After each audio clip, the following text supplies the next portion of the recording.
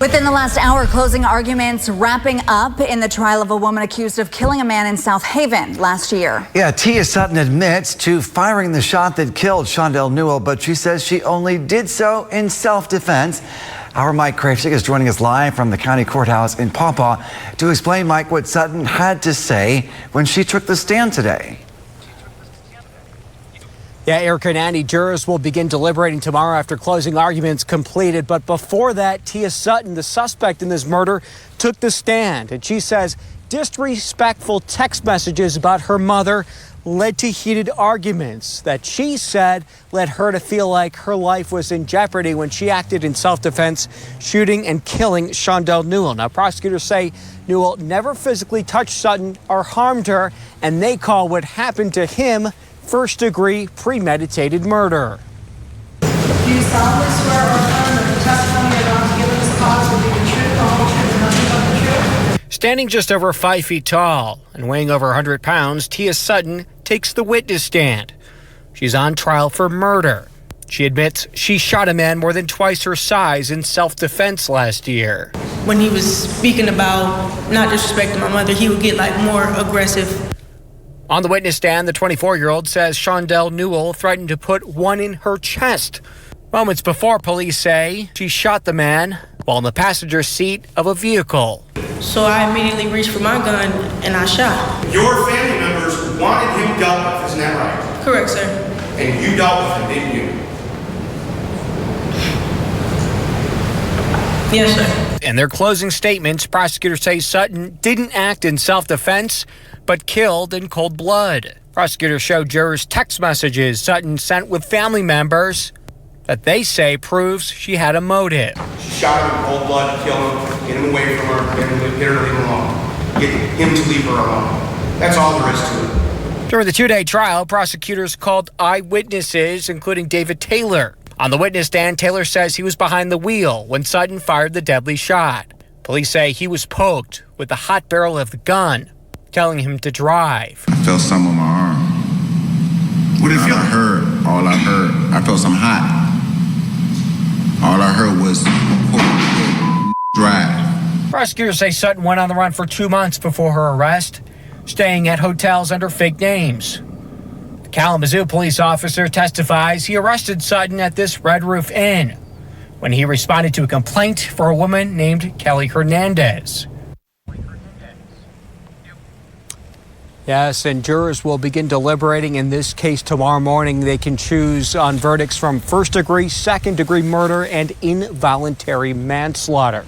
In a new report tonight, the national agency tasked with protecting the environment says it's worried about the potential impact of the Line 5 tunnel under the Straits of Mackinac.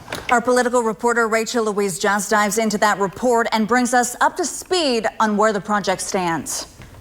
New scoping comments from the Environmental Protection Agency outline concerns about, quote, likely significant impacts of the tunnel that would go under the Straits of Mackinac to protect the Line 5 pipeline. The EPA is asking Line 5's Canadian owner, Enbridge, and other state actors to analyze and commit to changes that would protect the water, tribal treaty rights, the global climate, and all of Michigan's vast natural resources. EPA raised a lot of concerns that the Straits Corridor Authority ought to be looking into as well. The 69-year-old line sits at the bottom of the Straits of Mackinac, between Michigan's two peninsulas.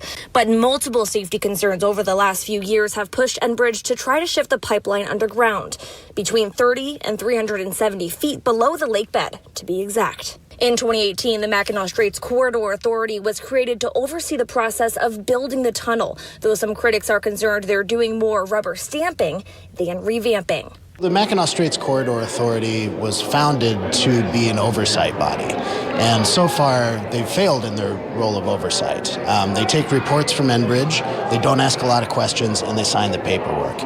Like other pipelines around the country, Line 5 has been criticized for fears that it could cause a major oil spill. Some of the top guns in Michigan, including Governor Gretchen Whitmer and Attorney General Dana Nessel, have tried to shut down the pipeline before construction has even begun.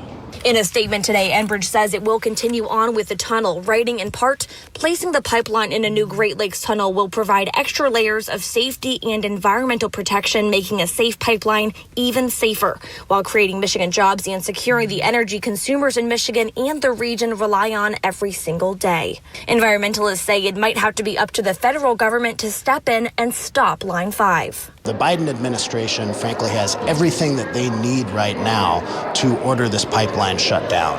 While Line 5 is on its way to becoming a reality, the state says it will be years before ground is broken. The Army Corps of Engineers is at the beginning of drafting its environmental impact statement as the public comment period closes out. 2 more public comment and analysis periods, and by fall 2024, a final statement is expected to be made.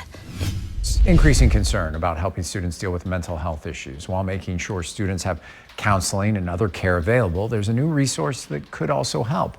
Up North Live's Ireland Viscount shows us how one room in a school may be able to make a difference in students' lives. As adults, we know the pandemic has really taken a heavy toll on our mental health, so why would it be any different for our teens and youth? Some schools are exploring new ways to help students cope, and many are finding a peace room is doing just that. 10 schools across northern Michigan, including Gaylord and Boyne Falls, have found these quiet rooms are making a difference. To allow students to self-manage when experiencing intense emotions and to process their emotions, refocus, and return to class. We wanted a space where they felt like they were safe, and if they were having any kind of issues throughout the day where they felt like they couldn't be in their classroom, or they were feeling stressed about something that happened during the day, they could use the space for that. Since the pandemic, the Michigan Profile for Healthy Youth shows an increase of students seriously considering suicide by about 5%. I think this was just such a great opportunity to show kids how much we care and prioritize their mental health. As a mental health professional here, I've already seen the benefits, with kids who struggle with anxiety and just need a break in their day. And just that feeling of being supported is so important. Every school's peace room is different, but the rooms have chairs, couches, games, books, Himalayan salt lamps, snacks, and fidget toys. There's a difference between sitting in a, brightly lit conference room with a conference table and being in a space that just feels a little bit more welcoming and relaxing. So it feels pretty good that our students have access to something like that will help them get back to class, because that's really the goal, is to get students wherever they need to be, ready to go back to class. And in addition to the peace rooms, we have also provided training for staff to go through the mindfulness training to provide that opportunity for students. We know that that's kind of a not so new and up and coming trend that can help really decrease thoughts of anxiety or other feelings and emotions that students would be feeling during the day. School officials say students utilize the peace rooms every day.